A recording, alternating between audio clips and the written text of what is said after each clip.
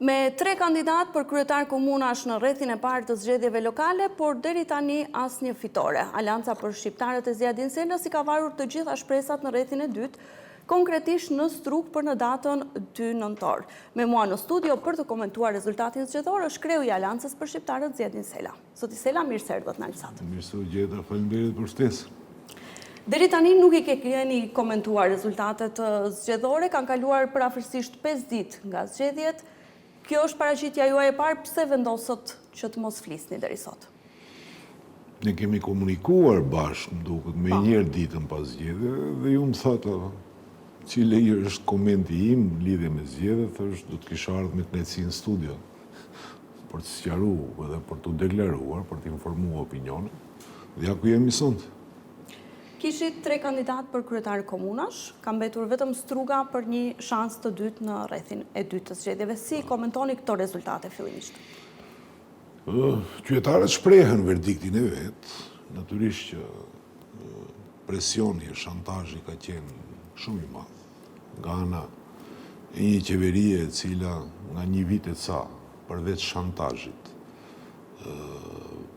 blerjes së votës dhe kushtëzimit me kontrata pune, nuk ka bazë tjetër.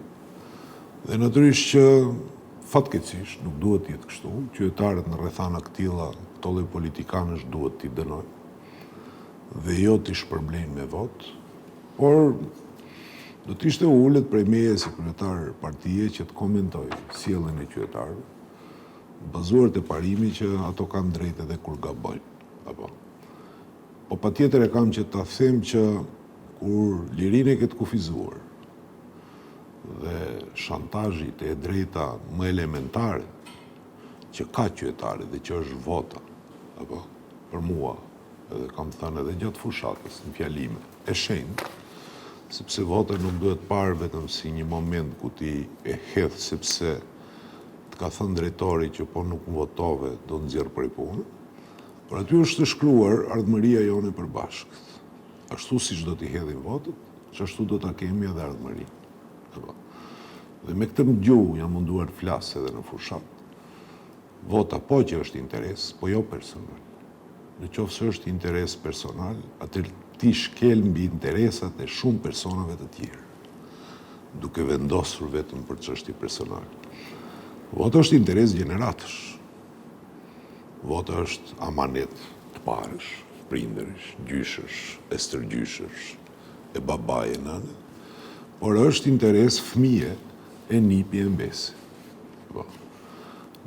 Duke votuar ditën e zgjedhjeve, ne gatuajmë ardhmërinë. Shkruajmë gjithë secili prej nesh veç e veç me verdiktin që japim, ardhmërinë që duhet ta kenë fëmijët tanë. Në qoftë se ky do të ketë qenë principi dhe parimi, atëherë në rregull, por unë nuk e besoj që ky ka qenë parimi. Të flasim konkretisht për komunën e Dibrës, zoti Sela. Kishit kandidatin tuaj i cili nuk kaloi as rrethin e parë, ndërkohë që Dibra njihet si bastion dikur i BDI-s, po për hir të së vërtetës edhe Aliancë për shqiptarët, sa herë që ka pasur kandidatin e saj ka pasur rezultate shumë të mira. Ku shkuan votat e BDI-s dhe të Aliancës për shqiptarët në Dibër? Alianca për shqiptarët fatkeqësisht ka kaluar një periudhë të vështirë. Dhe kjo është e njohur më për opinion, prej fillimit të 2024-shës, dhe në qoftë se i referoheni rezultateve që Alianca për shqiptarët i ka pas përpara kësaj periudhe, natyrisht që Alianca ka pas rezultate të mira gjithandej në nivel shteti, apo. Por tani nuk mund të hysh analizës të kësaj situate pa analizuar ndodhit të cilat ndodhen brenda Aliancës për shqiptarët, kur një sistem i tërë u gjuhet për ta shkatruar këtë organizim politik që sido që tjetë ishte një shtyllë e fortë për të mbajtur balancat politike të shëndosha shqiptare këtu në Maqedoninë e Veriut.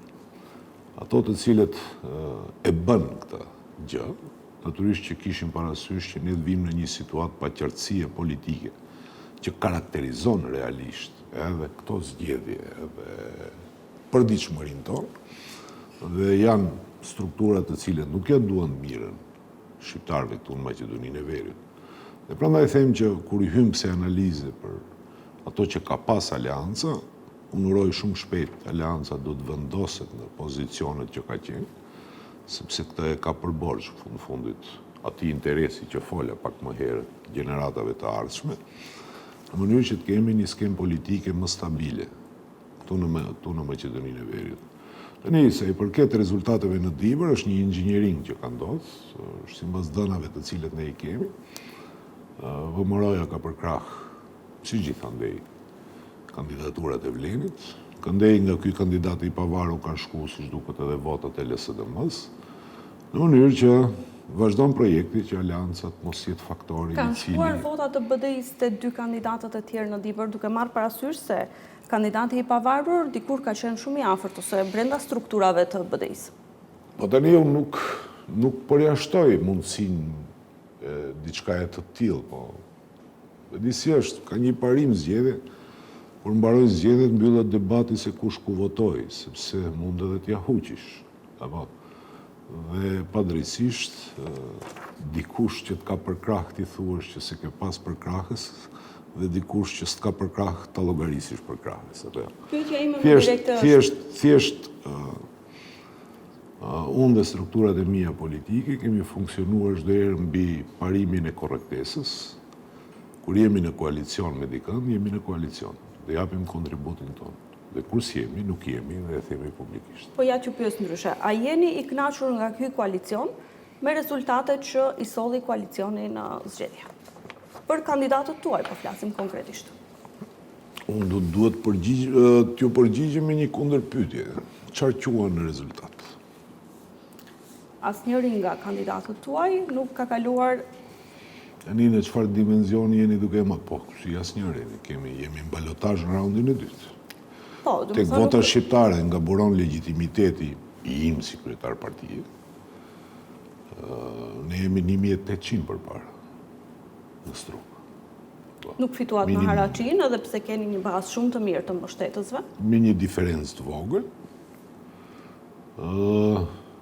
Dhe prandaj pyeta çfarë quhen rezultat tani, sepse në qoftë se i bazohemi, se më pyete drejtim të koalicionit, në qoftë se bazohemi tek ajo që e kemi pas edhe një ndër vazhdimësi e një shkelje të rëndë të legitimitetit të vosës shqiptare që u bën në zgjedhjet e kaluara.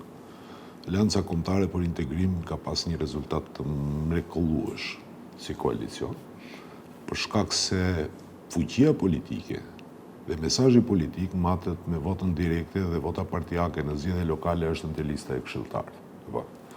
Dhe lista e këshilltarëve të koalicionit Alianca Kombëtare për Integrim ka diku mbi 20.000 më tepër në raport me koalicionin Vlen. Edhe me numër këshilltarësh janë diku mbi 40 këshilltarë ose parafërsisht 40 këshilltarë të cilët janë më tepër në kuadër të Aleancës Kombëtare për Integrim. Ndërsa raundi i dytë i zgjedhjeve s'ka përfunduar dhe do të shohim epilogun mbas 8 ose 9 ditësh. Ja të dalim të rrethi i dytë në Struk. Çfarë prisni në rrethin e dytë në Struk, duke qenë se kandidati tjetër është në një epërsi, edhe pse jo shumë epërsi të madhe, cilat vota prisni të merrni ose nga kush do të kërkoni mbështetje në Struk? Në raundin e dytë të zgjedhjeve, në Struk, natyrisht që ne kërkojmë mbështetje fillimisht nga partnerët e koalicionit që i kemi brenda Aleancës Kombëtare për Integrim dhe natyrisht nga gjithë qytetarët tjerë. Kandidati jonë është më i miri, shumë i pastër dhe i ndershëm. Unë kam një parim në politikë që njerëzit të pastër dhe të ndershëm janë ato që më smirti mund menaxhojnë me qytetin, sepse bazohen në çdo vendim të tyre mbi parimet e ndershmërisë dhe korrektesës, mbi parimet e përgjegjësisë që kanë dhe vendlindjes dhe ardhmërisë që duhet të ndërtohet për gjeneratat të cilët vinë. Kështu që ne në raundin e dytë në Struk do të jemi fitues pa diskutim. Pa bërë asnjë takim paraprak me ndonjë nga partitë? Doktor Arsimi është një kandidat i mrekullueshëm për Strukun. E ka dëshmuar edhe në punën e tij, sepse e kaluara flet shumë për karakterin tonë dhe principin se si do të jemi në të ardhmen. Apo Doktor Arsimi është nga ato mjek që i ka shërbyer me devotshmëri dhe me shumë profesionalizëm qytetit të tij i pa korruptuar gjatë veprimtarisë së tij si mjek, një periudhë të shkurtër ka menaxhuar me Spitalin e Nefrologjisë, ka bë punë të mrekullueshme edhe me vetë iniciativë si pasojë e mungesës së investimeve në atë 100 ditë kur ai ishte menaxhonte me drejtorinë me Spitalin e Nefrologjisë dhe ka bë edhe punë me vetë iniciativë dhe ka përmirësuar kushtet në atë spital. Kështu që kjo flet shumë për karakterin e tij dhe unë s'kam pikën e dilemës që njerëzia e tij do të triumfojë mbi çdo lloj keqdashësi i cili mundohet që të nxjijë figurën e këtij kandidatit mrekullueshëm që ka strugur. Po thoni që ju nuk do bëni asnjë përpjekje për të pasur ndonjë takim qoftë me LSDM-n ose qoftë me të majtën, të cilët kishin mira vota në rrethin e parë të zgjedhjeve sa i takon listave të kandidatëve për këshilltar, që ato votat i merrni ju në rrethin e dytë. Dallimi mes dy kandidatëve të cilët kalojnë në rrethin e dytë është diku 200 vota, nuk është shumë dallim i madh.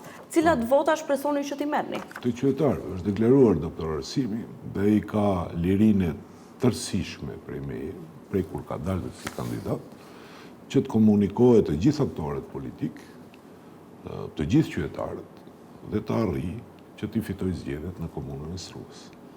Kështu që kandidati është ai që i bën këto lloj takimësh dhe që kërkon vot nga qytetarët e Strugës, ndërsa unë jam aty në shërbim të tij për çfarëdo lloj gjëje që mund t'i ndihmoj.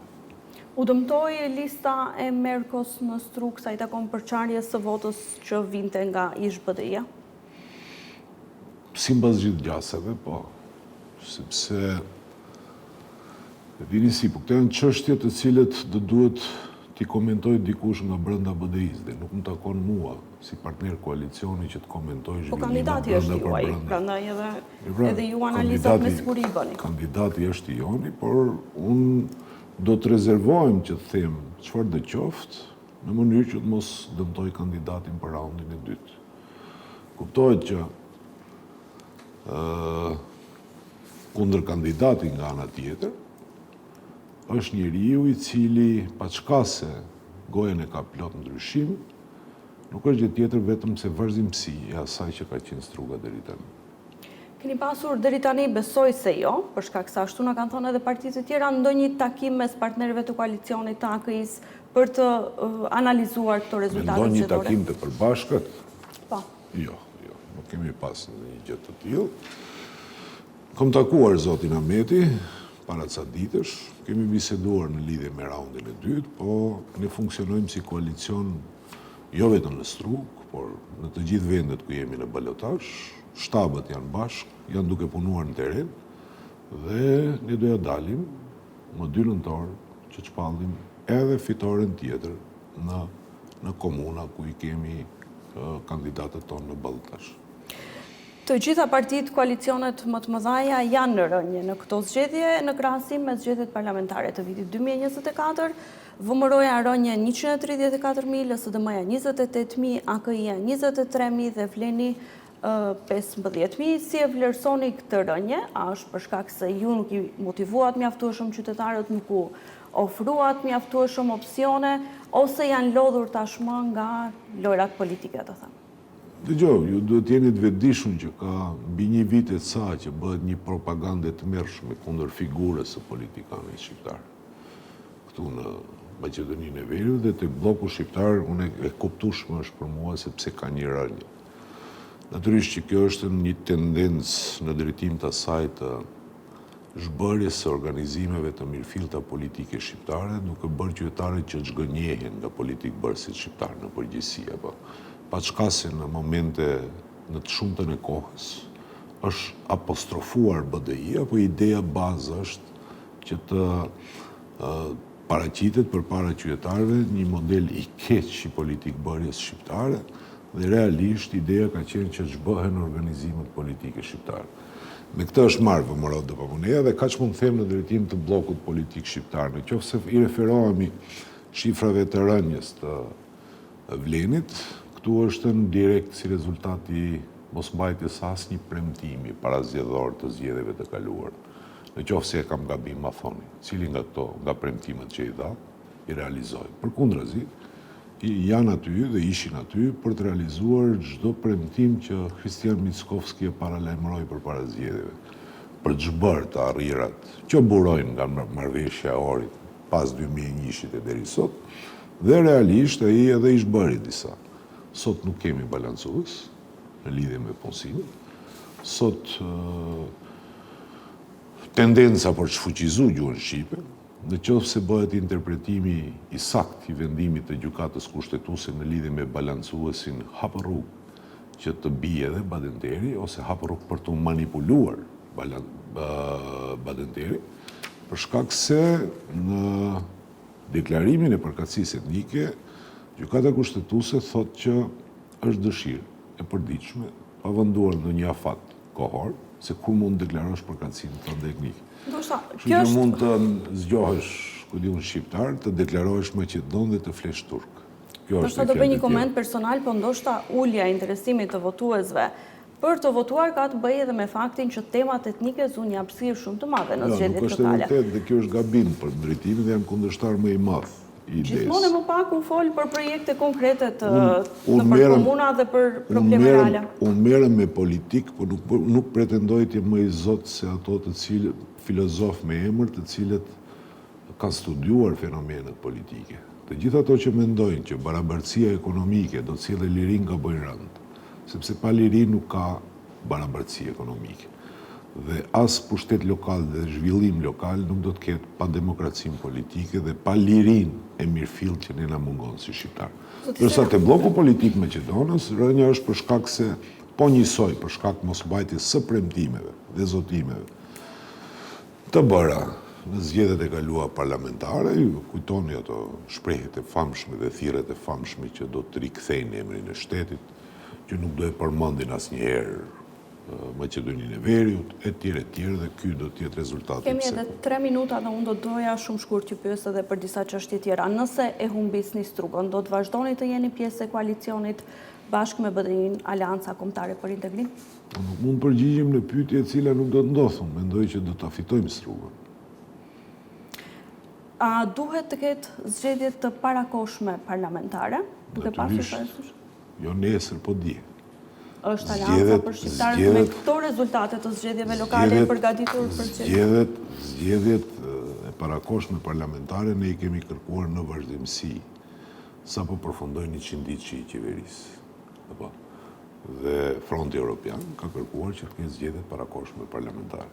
Me këto rezultate që thoni ju, ku ne në raport me kundërshtarët politik jemi